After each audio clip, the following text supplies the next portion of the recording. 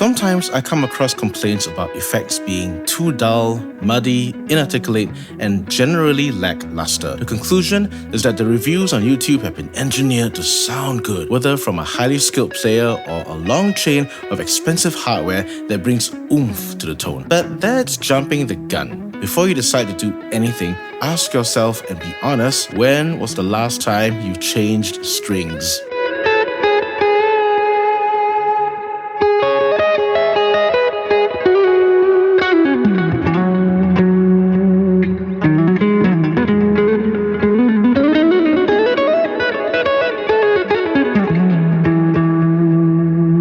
String changing. It's an activity that feels like household chores. It's laborious and boring, and the longer you put it off, the more work you have to put in when you eventually decide the dirt, gunk, and lifelessness of the strings put you off. And that lifelessness is going to affect your tone in a very detrimental way. Here are 2 reasons why new strings are important for worship guitar. Reason number 1, frequency masking. This comes from the world of audio production, specifically mixing. Every sound source is made up of a collection of frequencies. When 2 audio sources have overlapping frequency content, the source that has a higher level of the same frequencies will be audible, while the source with the lower level of the same frequencies will be covered up or masked. The guitar and its effects overlap in the frequency content, and I personally think that delay and reverb have the biggest potential to mask the guitar's tone, especially if the guitar doesn't have the brightness in the upper frequencies. The reason your delay and reverb sound muddy or overbearing isn't because the pedal is faulty.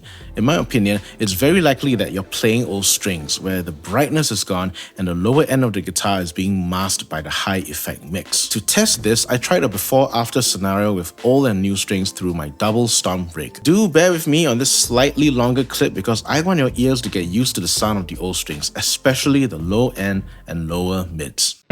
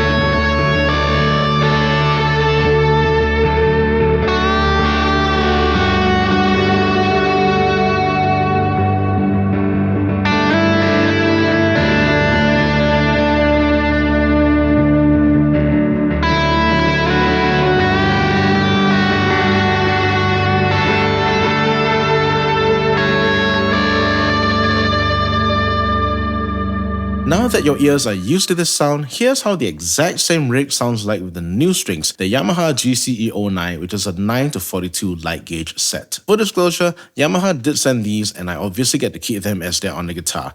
Thank you Yamaha, and links to where you can try a set for yourself are in the description box and pinned comment.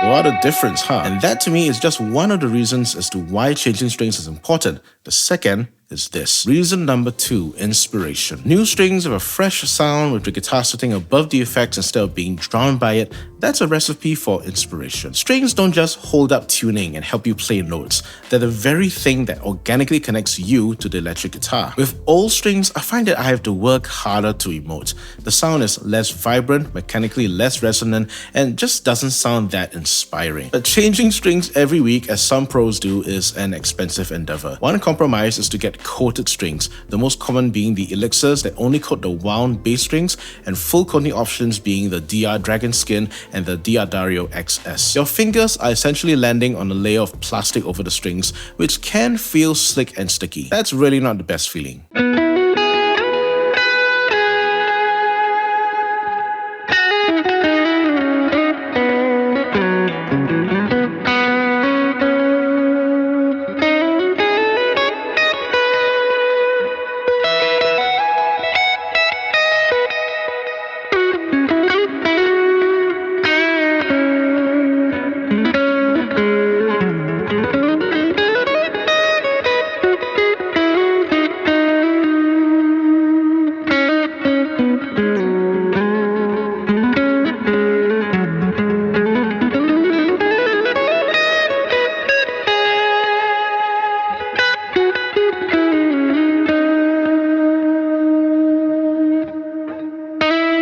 So what can you do with normal uncoated strings like these GCE 09s? It's all about environment management. And here we have a quick fire round on how to maximize the life of your uncoated strings. Number 1, wash your hands before playing. Surgeons scrub in and get thoroughly disinfected before surgery, so why don't you? Cut out the amount of grub from your fingers from the get-go. Number 2, use string cleaning products after playing. These need not be super niche and expensive products. A simple string cleaner or a thorough wipe down with Dr. Duck's solution will work. Number 3, consider your storage. Keeping the guitar in its case minimizes exposure of the strings to the environment. If you do display your guitar, keep it away from open windows where dust can settle.